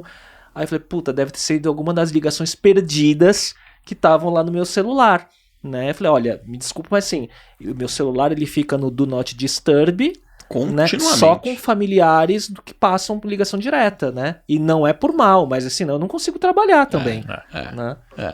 Porque, cara, a gente tá nos mailings das torpedeiras de telefonia, os caras ficam ligando pra você o dia inteiro, cara, eu não atendo. Telefone, quando toca aqui em casa, cara, é sempre uma... E aí, eles propaganda. Eles nem contratam mais as pessoas pra ligarem. Agora é a mensagenzinha. Oi, fulano, tudo bem? Pô, cara, não vou ficar perdendo meu tempo atendendo isso daí, né? 90% do tempo, quando eu vou pra caixa postal, se tem alguma mensagem da caixa postal, é uma mensagem dessas, assim, gravada. Isso é outra coisa que eu também não faço mais, cara. Pode deixar a mensagem quanto for. Não consulto mais. Também não. Se eu não consigo desabilitar, porque no meu caso aqui eu não consegui, mudei de operador, eu não consegui, cara, eu não escuto. Deixa à vontade lá. Mas LGPD tá aí, agosto chegando, vamos ver como é que vai ficar, né? É chato demais, né, cara? É porque... De novo, falar a história do síncrono e do assíncrono. Pô, tô lá a minha vida hoje é infinitamente mais tumultuada do que era. Então, se pra eu parar pra atender uma ligação, cara, de verdade tem que ser importante, senão eu não vou parar. E aí você atende lá, eu queria assinar, renovar o jornal, você fala, porra, velho, sério. Cara, pelo amor de Deus. Não, mesmo pra fazer uma coisa que a gente tem um prazer, como é estar junto entre amigos, pra gravar e bater um papo legal como esse, já é difícil, né? Imagina, né, pra coisas indesejadas do dia a dia, né? Que você pode escolher, né? Galera, estamos chegando 1h30. Eu queria fazer um wrap-up pra gente falar algumas coisas no fechamento.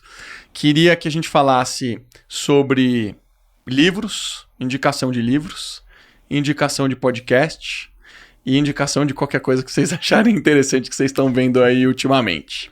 O que vocês têm consumido aí de conteúdo que vale a pena dar de indicação aqui pra galera? Eu tenho consumido muito...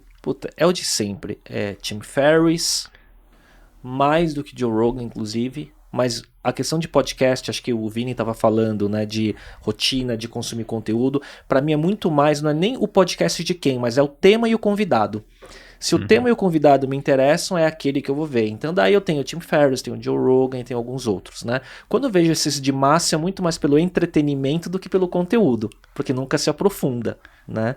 Então tem sido bem nesse caminho. E muito pelo YouTube Premium, porque aí ele não interrompe, eu deixo tocando lá. Tô na academia, deixo tocando o áudio e quando em algum momento ligo, vejo o vídeo, travo de novo e continuo escutando. Premium, você assinou? Ah, sim.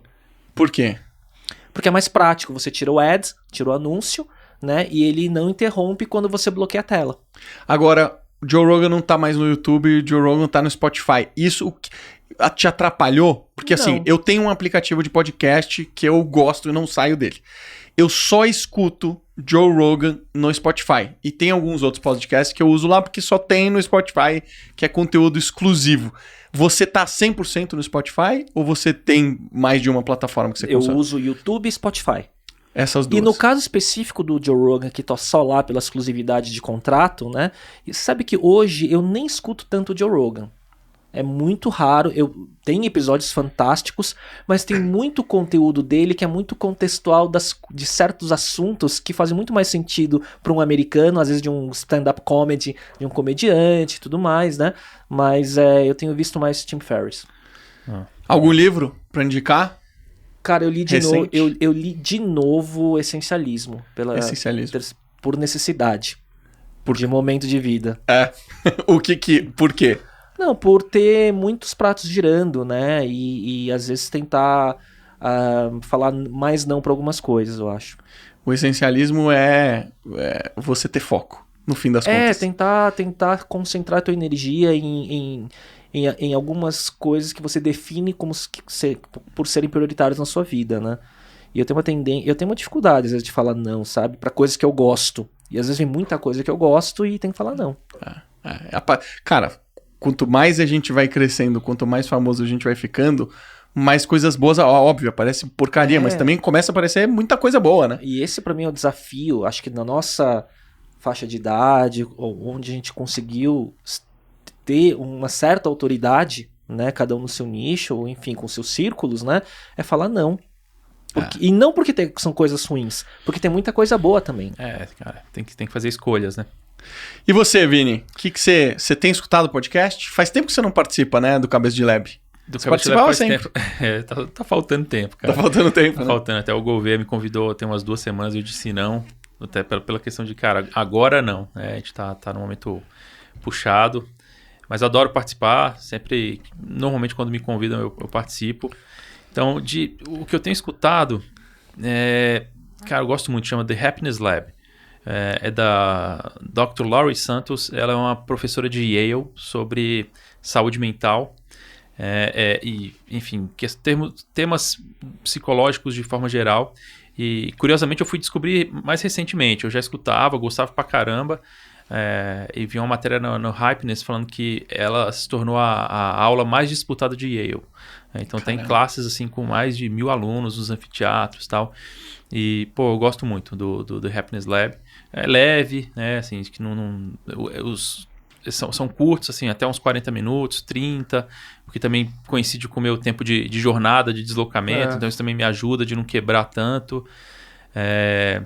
E outra coisa que eu tenho observado também é anúncio de podcast dentro de podcast. Eu já peguei outros a partir dela, do The Happiness Lab, e um foi que é bem legal, que chama A Slight Change of Plans, e conta a história de pessoas que estão fazendo algumas transições na vida, não só de carreira, mas, por exemplo, uma das histórias que foi bem da mídia lá, na hora, era a conversa de um músico negro que convenceu não sei quantas pessoas a saírem do Ku Klux Klan. Aí eu falei, pô, eu tenho que escutar esse negócio, né? E aí eu vou descobrindo outros em função desse. Então esses dois eu tenho escutado sempre. Tem o The Next Big Idea, é legal. Os Excepcionais eu sempre ouço, você sabe, não é mentira, não é merchan, te mando vários prints, verdade, é tô lendo o clique, mandou bem nesse daqui e tal. Cabeça de Lab também escuto os menos técnicos, que quando entra numa seara muito técnica aí eu dou uma boiada, né? E de podcast é isso, tô tentando manter o foco ali, né? E algum livro novo? Eu tô lendo um livro que chama Subliminar, é muito bacana, ele conta um pouco sobre o poder do seu inconsciente na suas tomadas de decisão e como isso molda o seu comportamento como ser humano na sociedade. Ele traz vários exemplos e experiências e experimentos muito pautados na ciência mesmo. E, cara, tá sendo uma leitura muito bacana. Também tô tentando manter o foco ali, tô com esse só. Tô lendo o do Obama ali em paralelo, mas é um livro muito, muito extenso, então eu leio de vez em quando ele. Animal. Só uma pergunta pra vocês. Qual a rotina de tempo de leitura, dia ou semana? Como que vocês encaixam? Que tem sido um desafio pra mim. Eu deixo pra noite, assim, e tento ler. Eu não quero criar uma pressão gigante, Mas eu tento ler ali umas 15 páginas, 20 páginas. Meia horinha. Meia hora, normalmente. E tem época que, cara, que eu confesso que eu não leio. Assim, tem época que eu tô um pouco mais cansado, tô um pouco mais vagal, que a série tá mais bacana. Também, sabe, é ser um pouco humano, né, Eu bicho? também acho. Eu sou desses também, cara. Eu tenho uma vantagem que eu preciso tomar um remédio em jejum. Então eu acordo, a primeira coisa que eu faço é eu tomo um remédio. Eu tive um tumorzinho aqui na tireoide, precisei tirar, e então eu preciso suplementar um hormônio. Esse hormônio, se você toma junto com qualquer bebida, seja água, ou café, ou comida, ele não absorve. E esse é o hormônio que regula o metabolismo. Então, se eu não tomo esse remédio direito, a bateria desliga. Não performo bem. Então, cara, eu sou religioso. Eu nunca, desde que eu fiz essa operação, eu nunca parei de tomar esse remédio, e sempre com 1 hora. Então, cara, eu viajo com a Renata, cara, eu acordo 1 hora antes, tomo, na hora que ela acorda eu já tô preparado pra tomar um café da manhã, pra não estragar a viagem. E na minha rotina, eu acordo, tomo o remédio, primeira coisa que eu faço, cara, quando eu tô no mood de meditação, respiração, eu faço minhas respirações, minha meditação, e aí eu leio. Até dar o horário do café da manhã. Aí dá o horário do café da manhã, aí eu sigo minha vida, entendeu? Então meio que não era assim minha rotina. Minha rotina era mais parecida com a do Vini. Mas eu incorporei pela questão do remédio. E o que você tá lendo? Cara, eu me comprometi a ler aquele livro ali gigantesco que eu tô apontando pro livro. Que é o Dono? Não, esse é grande. 350 páginas. Eu tô lendo um de 1.200 páginas, que é a Revolta de Atlas ali em cima. Ayn Rand. Ayn Rand, exatamente. Cara, que é um livro... Tô gostando. É um livro que a gente olha pra realidade brasileira, parece que ela está viva, assistindo tudo que a gente está vivendo. Conta muito esse paradoxo entre direita e esquerda, mentalidades mais liberais e mentalidades mais conservadoras. Ainda não cheguei na metade do livro, mas, cara, tá sendo bacana. Foi um comprometimento que eu falei, cara, eu vou ler esse livro por alguns meses. Eu sabia que ia ser um livro que eu ia ter que fazer um trade-off. Ao invés de ler 4, 5 livros, eu vou ler um livro, que na verdade são 3 volumes, né? É que ele aí tá impresso em um volume só. Tô gostando. E, cara, por eu ter mudado essa rotina de pandemia e não ter andado tanto de carro, eu parei de escutar podcast já tem muito tempo. Então eu escuto podcast hoje só no YouTube, quando eu tô na frente do computador. Alguns muito específicos, selecionados, igual você faz. Antes de dormir, eu tinha a rotina de escutar Joe Rogan ou Tim Ferriss, ou Kevin Rose, também eu gosto. Mas ultimamente, cara, eu tenho utilizado o seguinte: eu descobri alguns conteúdos exclusivos do Spotify que são de leituras para você dormir. Então, uma pessoa que vai com uma voz mais suave e ela lê pra você histórias muito bacanas. Então você ouve Chapeuzinho Vermelho. Cara, eu escuto. Tem uma, inclusive, do Spotify que é Histórias pra Dormir, que, se eu não me engano, tem Chapeuzinho Vermelho. Eu escuto mesmo. Que é esse último que eu tô escutando, que eu tô gostando bastante, é Listen to Sleep. Quiet Bedtime Stories. E, cara, esse cara aqui já publicou 114 episódios. Legal isso. E são episódios muito legais. Então, eu quis trazer um negócio diferente. Pra quem não tá... Você ouve que o fundo de Venture Capital tá vindo te pegar. Amanhã tem reunião Era de assim board. que eu dormia, Léo. Era assim que eu dormia. Porque eu botava pra dormir... Eu botava, essa galera pra dormir, sabe? Esse tipo de podcast. Agora eu tô escutando coisas mais gostosas pra dormir. Então, se você tá querendo dar aquela ninada com tranquilidade, bota esse podcast aí, que ele é uma boa. Eu botei assim, Sleep Stories ou alguma coisa assim, e tem em português também. Eu não me lembro qual que é a versão em português, mas tem Histórias pra Dormir aqui, ó. Aí vai uma história que é do exclusivo do Spotify. Tem João e Maria e tem Chapeuzinho Vermelho. Vou mostrar pra você ver que eu não tô zoando. Olha aí, ó. Você falou brincando, mas olha aqui o Chapeuzinho Vermelho. Tem mesmo. É bom eu saber, porque eu ainda conto história pros meus filhos pra dormir, cara. Cara, isso é demais, olha. São historinhas de... Pra variar a interpretação. 10 minutos, 15 minutos, é muito legal. Bem gostoso. Mas, ó, antes de fechar, você vê como muito do conteúdo que a gente falou e consome é em inglês, né? Demais, hein? E olha que, cara, mudou o cenário, a quantidade de conteúdo em português mudou drasticamente, né? A gente vai buscar lá, parece que na fonte, que depois, né? A gente vê as tendências lá primeiro e depois a gente vê chegando aqui, né? Boa, valeu, galera. Queria agradecer a participação de vocês. Um prazer. Léo, Valeu. deixa aí seu jabá. Ouçam a coluna Alfa Digital na Alfa FM, onde falo sobre tecnologia e inovação segunda a sexta, da 1h40 da tarde. O Talks by Léo, o podcast também, semanal. Para quem quiser, é só procurar Léo Cuba no Instagram ou qualquer rede social. Boa. E você, Vini? Obrigado pelo convite de novo. Prazer vir para esse novo formato. O vinho ajudou também. E meu jabá, pô... Comprei na Magalu. Eu ia falar, né? Assim, ó, ouçam Excepcionais, o Talks by Léo, baixem o super app do Magalu, aproveitem as promoções, favoritem os produtos que a gente manda, o push notification quando tiver um... Comprem ações do Magalu. Comprem ações do Magalu. É isso. Valeu pelo papo, cara. Foi sempre gostoso, um prazer estar aqui. Valeu, show de bola. Galera, se você ficou aí até o finalzinho, não esquece, deixa um comentário pro algoritmo dar aquela ajudada pra gente. Deixa seu like. Semana que vem tem mais. Um beijo e até a próxima semana.